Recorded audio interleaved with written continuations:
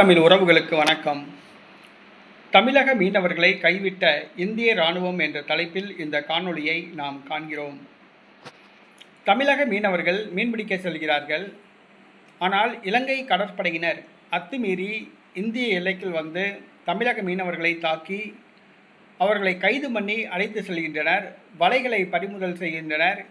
மீன்களையும் பறிமுதல் செய்கின்றனர். ஃபைபர் படகுகளையும் பறிமுதல் செய்கின்றனர். இதுவரை இலங்கை கடற்படையினர் தான் அட்டகாசம் செய்து வந்தனர். இப்பொழுது இலங்கை கடல் கொள்ளையர்களும் அட்டகாசம் பண்ண ஆரம்பித்துள்ளனர். தமிழக மீனவர்களை தாக்குகின்றனர். அவர்களிடமிருந்து பொருட்களை எல்லாம் பறித்து செல்கின்றனர். இந்த சூழ்நிலையில் தமிழக மீனவர்களை காக்க வேண்டிய இந்திய இராணுவம், இந்திய கடலோர காவல்படை தவறிவிட்டது.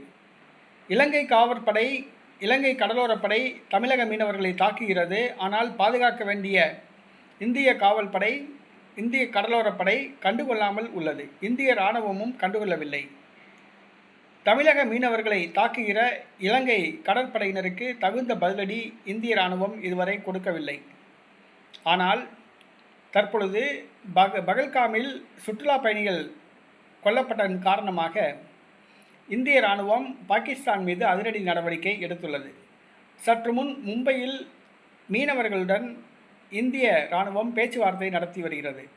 அதாவது மும்பையில் இருக்கிற மீனவர்களுடன், தமிழக மீனவர்கள் கிடையாது, மராத்திய மீனவர்களுடன் பேச்சுவார்த்தை நடத்தி வருகிறது. என்னவென்று சொன்னால், அரபிக்கடலுக்கு மீன்பிடிக்க செல்ல வேண்டாம், பாகிஸ்தான் தாக்குதலுக்குள்ளாக நேரிடும் என்று ஆலோசனை கூறியுள்ளது. ஆகவே மராத்திய மீனவர்கள் யாரும் கடலுக்கு செல்ல வேண்டாம் என்று இலங்கை இராணுவம், இந்திய இராணுவம் அவர்களுடன் பேச்சுவார்த்தை நடத்தி அறிவுறுத்தியுள்ளது. அப்போ இந்தியாவில் இருக்க மற்ற மாநிலத்தில் இருக்க மீனவர்கள் மேலெலாம் வந்து இந்திய இராணுவத்துக்கு வந்து அக்கறை இருக்குது. நீங்கள் மீன் பிடிக்க போகாதீங்க, இந்தியா பாகிஸ்தான் போர் நடக்குது, உங்களை தாக்குவாங்க அப்படின்னு சொல்லி கூப்பிட்டு வச்சு மீனவர்களோட பேச்சுவார்த்தை நடத்துது இந்திய இராணுவம். ஆனால் இன்றைக்கி தமிழக மீனவர்கள் இலங்கை கடற்படையினரால் தாக்கப்பட்ட பொழுது இந்திய இராணுவம் கண்டுகொள்ளாமல் இருக்கிறது, இந்திய கடலோரப்படை கண்டுகொள்ளாமல் இருக்கிறது, பாதுகாக்க தவறிவிட்டது. ஒரு கண்ணில் நெய், ஒரு கண்ணில் சுண்ணாம்பு வச்ச மாதிரி இருக்குது. மத்திய அரசுக்கு மாற்றாந்தான் பிள்ளைகளாக தமிழர்கள் மாறிவிட்டார்களா என்று என்ன தோன்கிறது? இது காங்கிரஸ் ஆட்சியாக இருந்தாலும் சரி, பாஜக ஆட்சியாக இருந்தாலும் சரி, மூன்றாவது முன்னணி ஆட்சியாக இருந்தாலும் சரி, அனைத்து ஆட்சிகளிலும் இதுவரைக்கும் தமிழக மீனவர்களை இந்திய இராணுவம் பாதுகாக்க தவறிவிட்டது. இந்திய கடலோர காவல்படை தமிழக மீனவர்களை பாதுகாக்க தவறிவிட்டது. ஆக தமிழக மீனவர்கள் தொடர்ந்து இலங்கை கடற்படையினரால் தாக்கப்படுகிறார்கள், கைது செய்யப்படுகிறார்கள், கொடும் துன்பத்துக்கு உள்ளாகிறார்கள். இதை மத்திய அரசு மாற்றாந்தாய் மனப்பான்மையோடு நடந்து கொள்வது வேதனையாக உள்ளது. தமிழக பொம்மை அரசும் கண்டுகொள்ளவில்லை. தமிழக அரசு, மு.க. ஸ்டாலின் அரசு ஒரு பொம்மை அரசு, ஒரு கையாலாகாத அரசு, நிர்வாக திறமை இல்லாத அரசு. அந்த அரசுக்கு ஒரு கடிதம் எழுதுவதுதான் வேலை.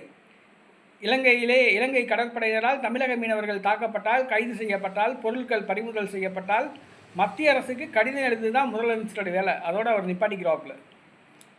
ஆனால் மாற்றாந்தாய் மனப்பான்மையோடு மத்திய அரசும் நடந்து கொள்வது மிகுந்த வேதனையான விஷயம். மத்திய அரசு இந்திய மக்களுக்கு ஒரு பொதுவான அரசு. கடைக்கோடியில் இருக்க இந்திய மக்களுக்கு பாதுகாப்பு கொடுக்க வேண்டியது மத்திய அரசோட வேலை. ஆனால் தமிழக மீனவர்களை மாற்றாந்தாய் மனப்பான்மையோடு மத்திய அரசு நடத்துவது மிகவும் வேதனையான விஷயம். இதுக்கு தான் சீமான் சொல்கிறாப்புல, நெய்தல் படை கட்டுவேன், நான் தமிழ்நாட்டுக்கு முதலமைச்சரான நெய்தல் படை கட்டுவேன்னு சீமான் சொல்கிறாப்புல. ஆனால் இங்கே இருக்கிற மற்ற நாய்களாம் வந்து ஏதோ நக்கலாக பேசுது. நெய்தல் படை கட்டுவாரான். நெய்தல் படை கட்டுறது அதுக்கு தான், தமிழக மீனவர்களை பாதுகாப்பதற்காக.